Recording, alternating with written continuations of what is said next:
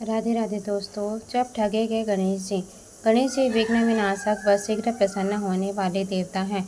अगर कोई सच्चे मन से गणेश जी की वंदना करता है तो गौरी नंदन तुरंत प्रसन्न होकर उसे आशीर्वाद प्रदान करते हैं। वैसे भी गणेश जी जिस स्थान पर निवास करते हैं उनकी दोनों पत्नियां रिद्धि व सिद्धि भी उनके साथ रहती हैं। उनके दोनों पुत्र शुभ व लाभ का आगमन भी गणेश जी के साथ ही होता है। कभी कभी तो भक्त भगवान को समंजस में डाल देते हैं। पूजा पाठ व भक्ति का जो वरदान मांगते हैं वह निराला होता है। काफ़ी समय पहले की बात है। एक गांव में एक अंधी बुढ़िया रहती थी। वह गणेश जी की परम भक्त थी। आंखों से भले ही दिखाई नहीं देता था, परंतु वह सुबह शाम गणेश जी की बंदगी में मग्न रहती थी। नित्य गणेश जी की प्रतिमा के आगे बैठकर उनकी स्तुति करती, भजन गाती व समाधि में लीन रहती। गणेश जी बुढ़िया की भक्ति से बड़े प्रसन्न हुए। उन्होंने सोचा, यह बुढ़िया नित्य हमारा स्मरण करती है, परंतु बदले में कभी कुछ नहीं मांगती। भक्ति का फल तो उसे मिलना ही चाहिए। ऐसा सोचकर गणेश जी एक दिन बुढ़िया के सम्मुख प्रकट हुए तथा बोले, माई, तुम हमारी सच्ची भक्त हो। जिस श्रद्धा व विश्वास से हमारा स्मरण करती हो, हम उससे प्रसन्न हैं। अतः तुम जो वरदान चाहो हमसे मांग सकती हो।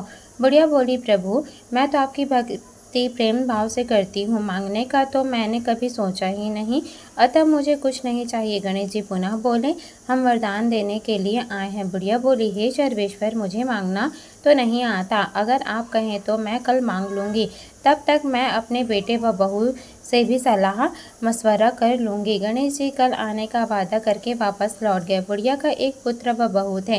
बुढ़िया ने सारी बात उन्हें बताकर सलाह मांगी। बेटा बोला, माँ, तुम गणेश जी से ढेर सारा पैसा मांग लो, हमारी गरीबी दूर हो जाएगी, सब सुख चैन से रहेंगे। बुढ़िया की बहू बोली, नहीं, आप एक सुंदर पोते का वरदान मांगे, वंश का आगे बढ़ाने वाला भी तो चाहिए। बुढ़िया बेटे और बहू की बातें सुनकर असमंजस में पड़ गई।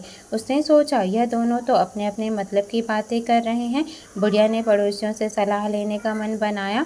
पड़ोसन भी नेक दिल की थी। उसने बुढ़िया को समझाया कि तुम्हारी सारी जिंदगी दुखों में कटी है, अब जो थोड़ा जीवन बचा है वह तो सुखी से व्यतीत करो। धन अथवा पोता का तुम क्या करोगी? अगर तुम्हारी ही नहीं है तो यह सांसारिक वस्तुएं तुम्हारे लिए व्यर्थ हैं। अतः तुम अपने लिए दोनों आंखें मांग लो। बुढ़िया घर लौट आई। बुढ़िया और भी सोच में पड़ गई। उसने सोचा, कुछ ऐसा मांग लूं जिससे मेरा बहू व बेटा संभल जाए, लेकिन ऐसा क्या हो सकता है? इसी उद्दंडतु में सारा दिन व्यतीत हो गया। बुढ़िया कभी कुछ मांगने का मन बनाती तो कभी कुछ, परंतु पुनः कुछ भी निर्धारित ना कर सकी। दूसरे दिन गणेश जी प्रकट हुए तथा बोले, आप जो भी मांगोगे वह हमारी कृपा से हो जाएगा, यह हमारा वचन है। गणेश जी के पावन वचन सुनकर बुढ़िया बोली, हे गणराज, यदि आप मुझसे प्रसन्न हैं तो कृपया मुझे मन इच्छित वरदान दीजिए। मैं अपने पोते को सोने के गिलास में दूध पीते देखना चाहती हूँ। बुढ़िया की बातें सुनकर गणेश जी उसकी सादगी व सरलता पर मुस्कुरा दिए। बोले, तुमने तो मुझे ठग ही लिया। मैंने तुम्हें एक वरदान मांगने के लिए बोला था, परंतु तुमने तो एक वरदान में ही सब कुछ मांग लिया। तुमने अपने लिए लंबी उम्र तथा दोनों आंखें मांग ली है, बेटे के लिए धन व बहू के लिए पोता भी मांग लिया। पोता होगा तो ढेर सारा पैसा होगा, तभी तो वह सोने के गिलास में दूध पिएगा। पोते को देखने के लिए तुम जिंदा रहोगी, तभी तो देख पाओगी। अब देखने के लिए दो आंखें देनी पड़ेगी। फिर भी वह बोले, जो तुमने मांगा वे सब सत्य होगा। यूं कहकर गणेश जी अंतर ध्यान हो गए। कुछ समय पाकर गणेश जी की कृपा से बुढ़िया के घर में पोता हुआ। बेटे का कारोबार चल निकला तथा बुढ़िया की आंखों की रोशनी वापस लौट आई।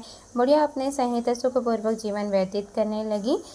वीडियो देखने के लिए आपका धन्यवाद। वीडियो अच्छी लगी हो तो वीडियो को लाइक करें और हमारे अपने चैनल ज्ञान की बात विद दीप्ति को सब्सक्राइब करना ना भूलें। वीडियो देखने के लिए आपका धन्यवाद।